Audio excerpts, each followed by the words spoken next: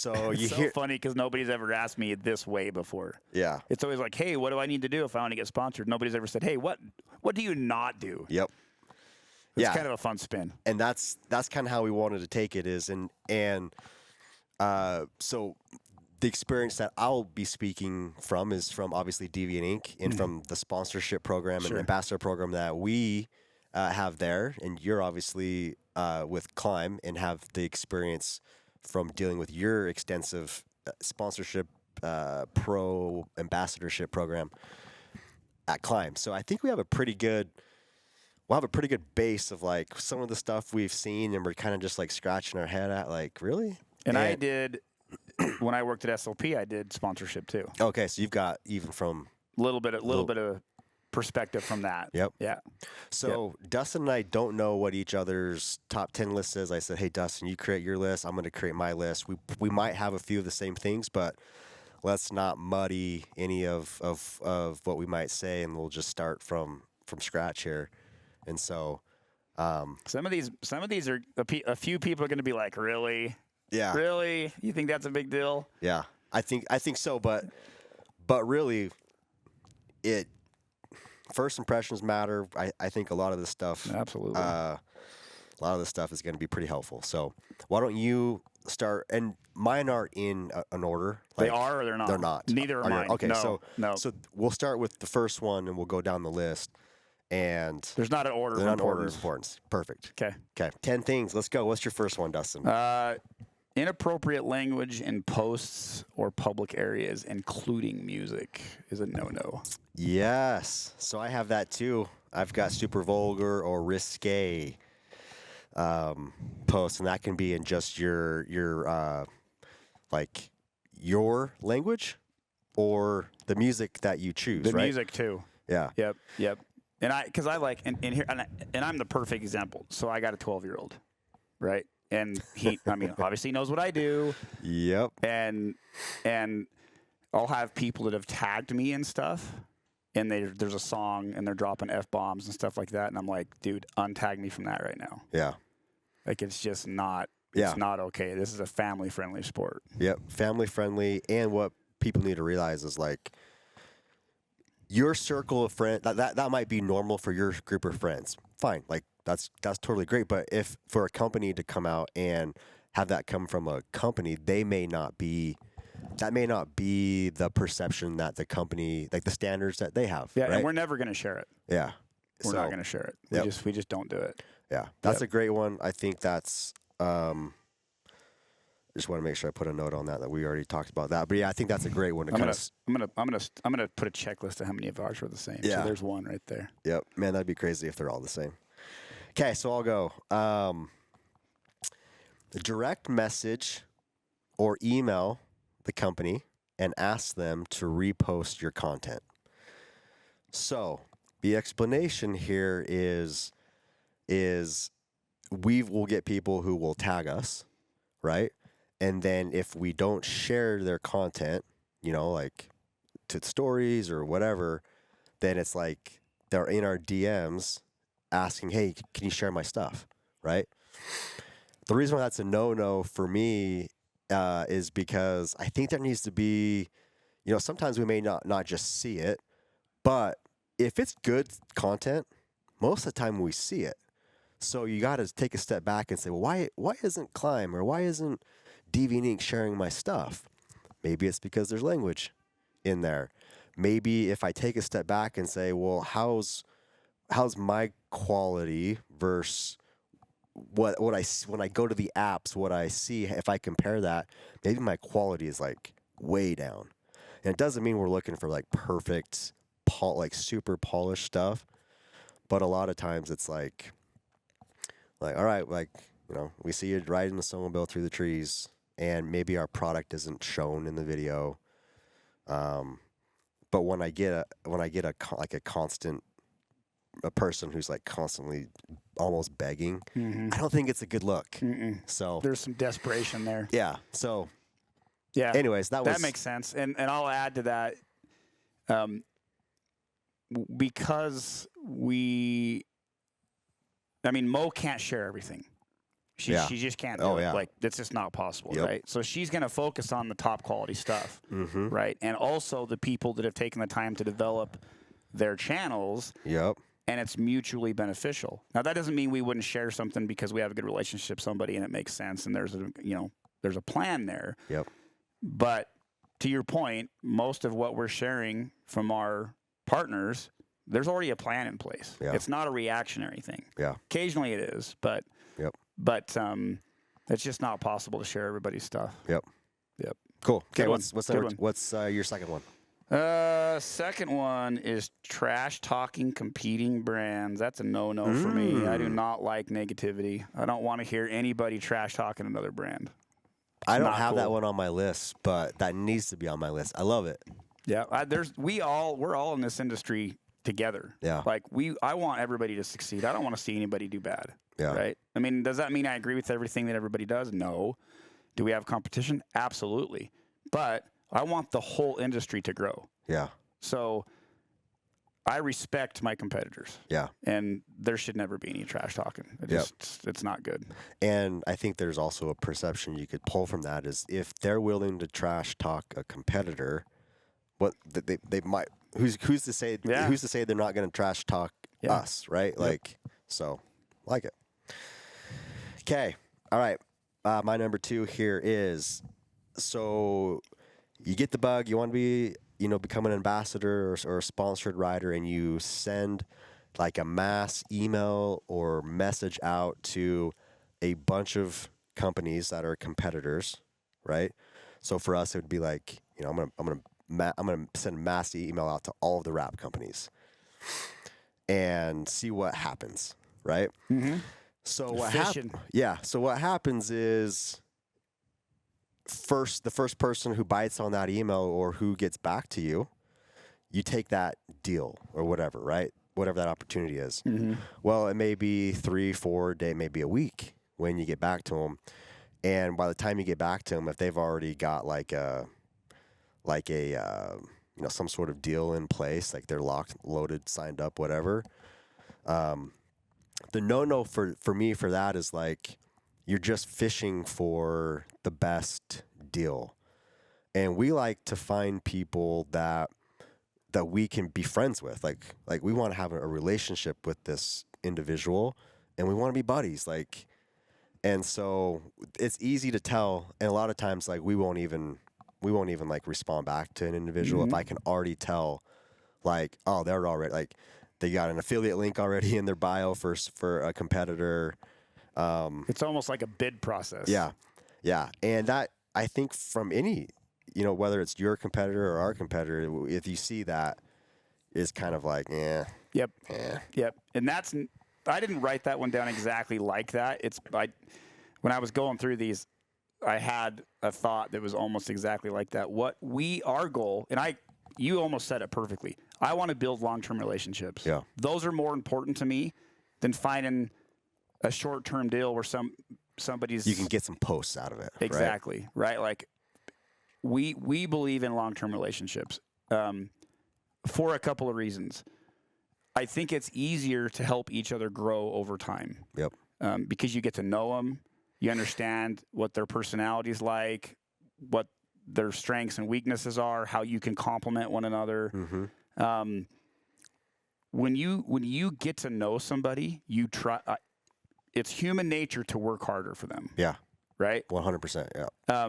And so with all of our athletes, like the ones that I feel like we get to know pretty good, and you can't possibly be buddies with everybody. Yeah. But I can still have a friendly relationship and care about that person. And get to understand who their kids are and their family and their history and all this stuff. It makes a difference for most people, I think. But in a business relationship, sometimes they just see numbers. Yeah. And that's not generally a long-term solution. It just historically for us it hasn't been. Yep. So 100% agree. We're not interested in competing just to be the highest bid. Yeah. We're interested in a bigger picture than that. Yep. For sure. Cool. Okay. I think we're on 3, your third one, right? Sure. Arguing or complaining? I don't want to see online arguments. I don't want to see social arguments. I don't want to hear it at races, at events. Again, I don't like negativity. Mm-hmm. We don't like negativity. We want to be around people that are uplifting. Yeah. And they're uplifting the people that are around them. So negativity online, and I've got another one that's kind of a side. It's similar to that, but yeah, there's no reason for it. It's not a professional way to act. So love it. We still good? Cool. Okay. So my third one. This is a little. I hesitated putting this in here because it's a little bit of vanity in there, but I think just some self-awareness around. If you want to go and present yourself in front of a company and you want that company to buy into you, and you've got less than a few hundred followers, knowing that you can still represent a brand and not be like the super social media person, right? You better dang well have something offline that where you've got presence and you've got, some sort of value that you're doing offline, right? But if you don't have that, and you come to a brand and you've got a couple hundred followers, that's super hard because a business is going to invest in you because, it's marketing. And so if you're only going to be able to get in front of a couple people versus a bunch of people, there's more like your marketing dollars might probably go to the person who has a bigger reach. Yeah. Right? What's your audience? Because that's really what I want to know. Yeah.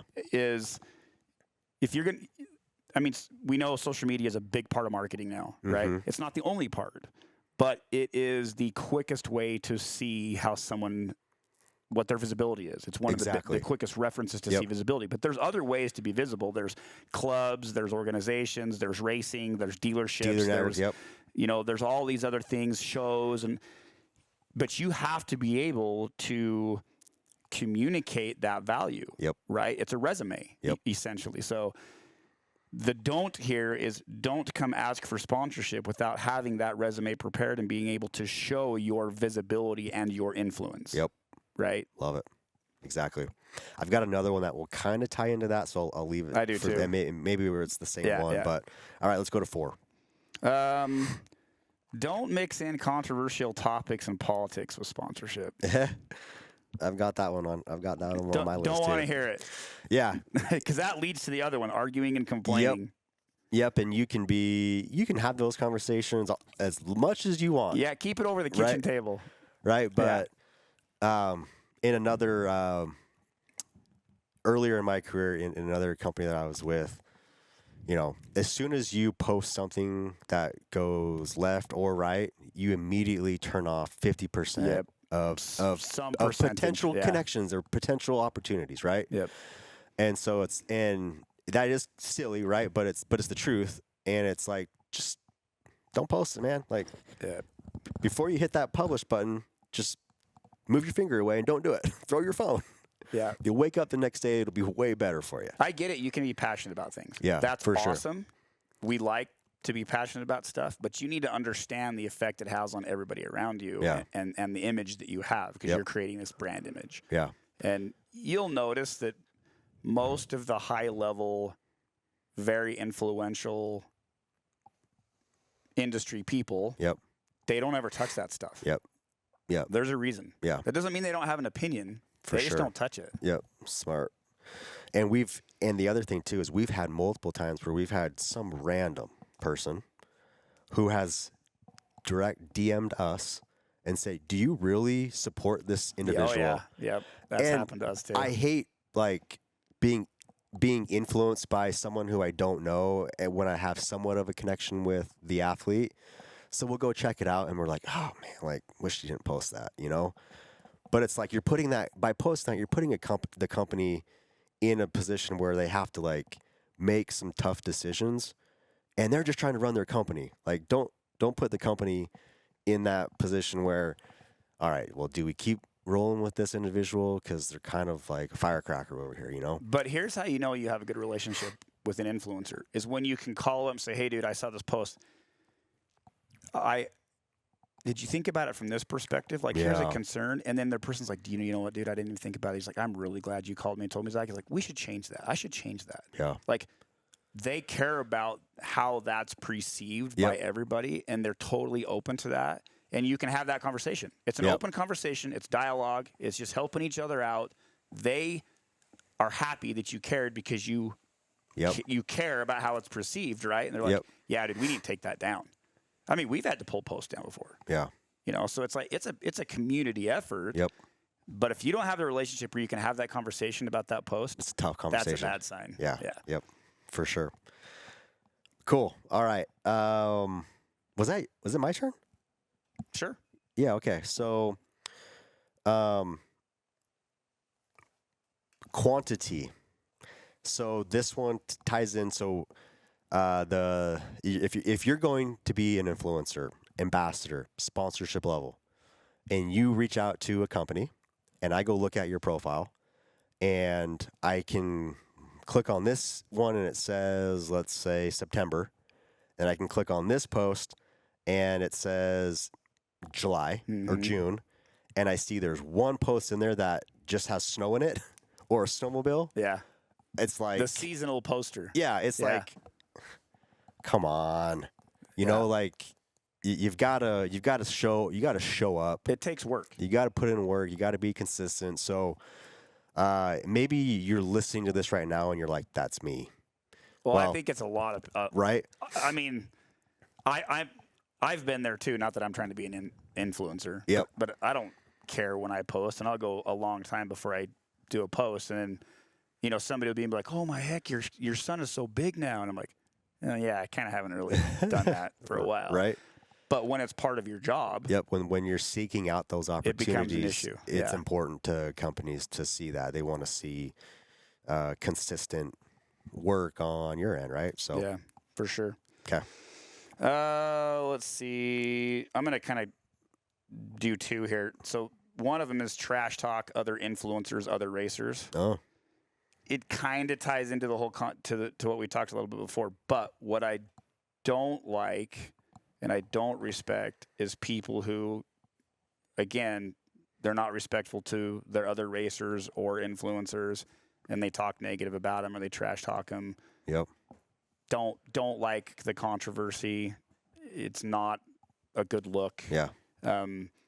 There's even people out there like, this is a big one. You know, the controversy about Hayden Deegan. Yeah. If you follow motocross, you know, like, he's pretty much in your face. Like, the Deegan family likes to stir the pot. Yeah. Right. Okay, that does bring some attention. But what kind of attention, right? Yeah. Like, from a relationship standpoint, I don't want to have to wonder if one of my people's going to start something with somebody. Yeah. I want attention, but I want good attention. Yep. You know, so we don't need the trash talk. Yeah. Bring attention, but do it in a positive manner. Yeah. Right. So that's one thing that we look at is, hey, how does this person getting attention? Yeah. How are they bringing attention to themselves and their sponsorship? Is it in a controversial way where they're being disrespectful and not, you know, like, Yep. I just don't think that's the way to go. Yeah. And relatively speaking, the snowmobiling industry is relatively small. You can burn bridges super quick, super Yep. fast Yep. if you're not careful. And So, I'm not trying to pick on the Deegan family. Those guys are obviously like super Sure. successful. They've built a great business. I mean, they're very smart with that stuff. Do I agree with the way he goes about some of the stuff he says? I think he's got some maturing to do yeah. for sure. Okay. So this is kind of a fun one. I put no follow up. So you don't follow up. So you're reaching out to companies I have that on here too. and you reach out to them one time and then you don't follow up. And there's a quote I love by an old guy named Jim Rohn, and he says, the fortune is in the follow up.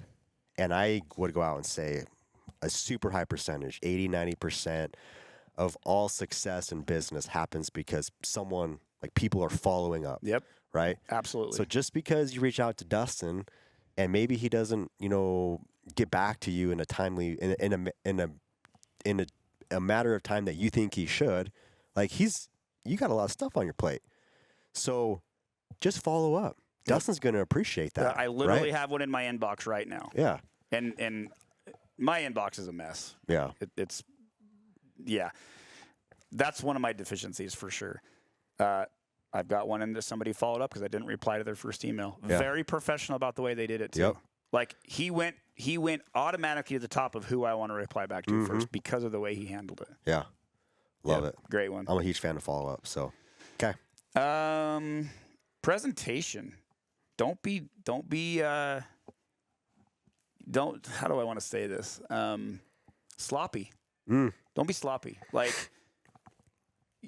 we always try to show up with a clean truck, a clean trailer, you know. I mean, we look professional. We present everything we do has a nice, clean, professional look. Presentation matters. Yeah. That first impression that you talked about earlier, presentation is usually how that's formed, right? Somebody that I've kind of become pretty good friends with, Scott Judnick, that owns Judnick Racing. We had this conversation yesterday on the phone, and he's like, I owned a garbage business for 25 years. He's like, our garbage trucks were never dirty. Yeah. I didn't allow our drivers to have empty pop cans. And it's like, dude, you're driving a garbage truck. Put it in the back. Yeah. He's like, I know it's a garbage business, but presentation still, it's a matter of professionalism and how people will respect the way you carry yourself and do your work and all of those things. So presentation matters. Don't have poor presentation. Love it. Yeah. Fully agree on that. Okay. We'll skip a couple of mine because you've already called those ones out. Here's one. Expect free product from the very beginning. So this is the idea here is, you know, give before you take. Entitlement. Right. I Entitlement. have that one on here. Yep. So, you know, understand, like, step aside, get some self-awareness here. Okay, where do I sit in the grand scheme of things, you know? Am I coming out of company from like a Muskoka Freerider space or like a Brant angle? If I'm not pulling that, I can't expect much originally out of the gate from that individual or from that company, right? So we really love to see athletes grow within our platform.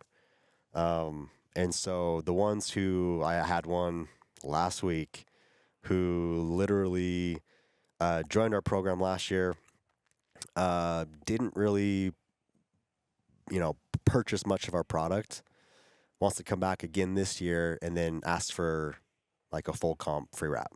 Mm-hmm. Just a lot of like weird things about that. And it's just a big no-no for me. Like, yeah. And they didn't do a good job of showing you what they did to grow your business. yeah. They might have done it, but clearly you don't know about it. Exactly. That's a perfect way to say it. Yeah. So it's like, well, why are you asking for something when you haven't really given anything? Yep. Yeah. I see that a lot too. Yeah. They're not good at documenting their successes and their contributions. And so when it comes time to, you know, kind of re-engage that relationship in those conversations, it's like, pretty one-sided because you're trying like, to remember this person. Don't know what you did. Yeah. Or it's more what you said, where it's like they didn't do anything. Mm-hmm. But in their mind, they've put all this effort in, and it doesn't really match the expectation. Yeah. Yeah, we see that quite a bit too. Yep. Okay. I had entitlement down here as one of mine. We're kind of skipping around now because we're covering. I only each have other's. a couple more that haven't been taken. So here's one. I'm gonna bump down to this one.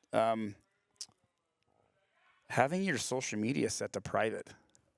I've got that too. Doesn't work. I didn't think you were gonna have that. It doesn't work. I have that. You know what? I actually wasn't.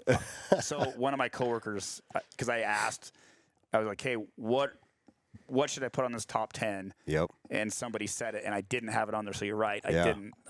Justin Wood brought it up, so that's a good one. Yeah, that's a tough one because if you don't know if we don't know each other and I'm reaching out to you, right, and I'm private, well, the first thing you're going to go check is like, okay, what kind of presentation does this individual have? Click on it, private account. I can't see anything here. And it's useless. Yeah, and like, so anytime you post, you're not getting any algorithmic reach. Nope. You know, benefit. And so, yeah, that's a tough one. So if you want to be, and you can stay private. I have no beef with private, but if you want to be an ambassador or some sort of sponsorship, on some sort of sponsorship level, you just can't have a private account. Or you have to be prepared to show your value in other Outside. ways. Yep. Exactly. Which in this modern marketing era is getting tougher. Yeah. For sure. Well, I only had 2 left, and that was one of them. So the last one I have is, and we've kind of hinted at this a little bit, but tell the company everything you've got planned to do or you're going to do this season, right? Instead of showing the company what you've done. Mm-hmm. So I see that all the time. Hey, I got plans to start a YouTube channel. I'm going to go hard on YouTube. I just bought a camera. I'm going to go hard with video. And it's like, that's cool, but heard it before. Historically, yeah. Historically, it's probably not going to happen the way you're portraying it to me. It's almost better like just take a season, go build this stuff out, and then come back. Yeah. Right? Like this goes to a conversation we were having the other day, because there's this trend of how do I turn this into a job? Yeah. How do I make this my profession? I want to take my hobby and turn it into a profession, right? And when they do that, all of a sudden the first thing they do is they start trying to figure out how to get somebody else to fund it. Yep. And yeah, I'll make some people mad by saying this, but it's like, well, it's not my job to fund it. Yeah. Like, we have a relationship of sponsorship that's a win-win, Mm-hmm. but it's not my job to pay your bills. Yeah. Like, you have to figure out how to build your brand and your program in such a way that our relationship justifies a check or more product or whatever. Mm-hmm. But there's I can't tell you how many times we've had people come and be like, well, I've decided I'm going to do this for a living. I'm quitting my job, but I'm going to need some help to do it. Well, I need help to pay my bills. You know what I mean? Like, yeah. I mean, I'm kind of making fun of it a little bit, which is disrespectful, but that's happened a lot. Yeah. If you find yourself in that frame of mind, you got to pause. Yeah. It's like, hold Stop. up. I know it's a big risk and you're taking a leap of faith and you're trying to make your dreams come true. And those are all the things that you have to do. Yeah. But you've got to figure out if you have the value to justify somebody, helping put the money in your pocket. Yeah. And honestly, in this industry, it's small enough. Most people don't. Yeah. Yeah. And the perception of, well, you're Climb, like you're so big, you guys can afford this, right? Mm-hmm. Well, it's like, if you saw the list of things that we try and achieve each year and what it costs to go do these things, you'd understand, right? Yeah. So yeah, the industry has limitations, and that's actually one of the ones that I have written down here is don't underestimate the importance of timing. I think a lot of people don't realize that timing is a huge factor in relationship building. And I'll kind of give you an example. The checkbook's only so big, right? Yep. Like, just because people view us as a big company, and in some respects we are, and in some respects we're not. Mm-hmm. I still have a budget, and that budget was decided 9 months, 10 months, whatever ago. And I have long-term relationships within that I'm working with that budget has to take care of. So people will be like, well, say somebody wants to switch brands and they want to start wearing Climb or whatever. There has to be an opening. It's literally a job. Yeah. And if that job opening isn't ready, you're not going to get that job, Mm-hmm. right? And sponsorship is exactly the same way. Just because the match, and we want that person, we want to sponsor that person, but the timing might not be right. I may not have the funds to do it. I have to wait for somebody else to drop off, because the checkbook doesn't usually grow every year. I mean, we have grown and it does a little bit. Yeah. But that timing is a huge factor in those decisions. And it's always frustrating to have to be like, you know what? I so want to do this deal with you right now, but I can't do it this year. Yeah. Let's keep this door open and let's talk next year. And I've had a couple of those deals go 2 or 3 years before an athlete retires or we grow enough to get my budget bigger or, you know what I'm saying? Yeah. Boy, I can't tell you how many people don't understand that. From the outside looking in, they really have a hard time wrapping their head around that. Mm-hmm. Even some higher profile athletes, they take it personal because they're like, oh, well, you don't value me that much then. No, you don't understand. I can't just go write a check to buy a new house right now. You know why? Because the money's not in the account. Mm-hmm. Same thing with sponsoring you. Like, I really want to, but I'm sorry, man. Like, I have pre-existing relationships that I value, and I can't displace that just because I also want to have a relationship with you. Like, timing is very important. Yep. So that was one I had. That's a don't big one. underestimate I didn't have timing. that one on mine, so I'm glad we were able to get that one in here. So all of mine we've gone through all of mine. Do you have anything else on there that we didn't I have touch a on? couple that we kind of hit on. Don't mix and match competing products. That's usually not very well respected. For us, we're a head-to-toe company. So if we're going to have a long-term relationship, they need to be in climb head to toe. Yeah. It doesn't do me any good to promote somebody else's stuff. Yeah. But that doesn't help us, Yeah. right? Unrelatable content is one. Posting about your dog every 5 minutes doesn't really help us that much. Yeah. You know, not that I love dogs and I think it's cute and it's fun, but one post about snowmobiles and 20 posts about dogs Yep. isn't getting the job done. Yeah. Right. So unrelatable content has to be considered. Not giving back to the sport. Like we look at that. Just taking. Are you involved in clubs? Yeah. Are you volunteering for things? Are you helping build this industry? Yeah. That's not part of your contract? Mm-hmm. You know, well, if it's not in my contract. Like, never want to hear that. Like, we have a responsibility to give back to the industry. So that we look at that one too. I think that kind of pretty much we've touched on. You covered a couple of the other ones. Yeah, that's a good mix.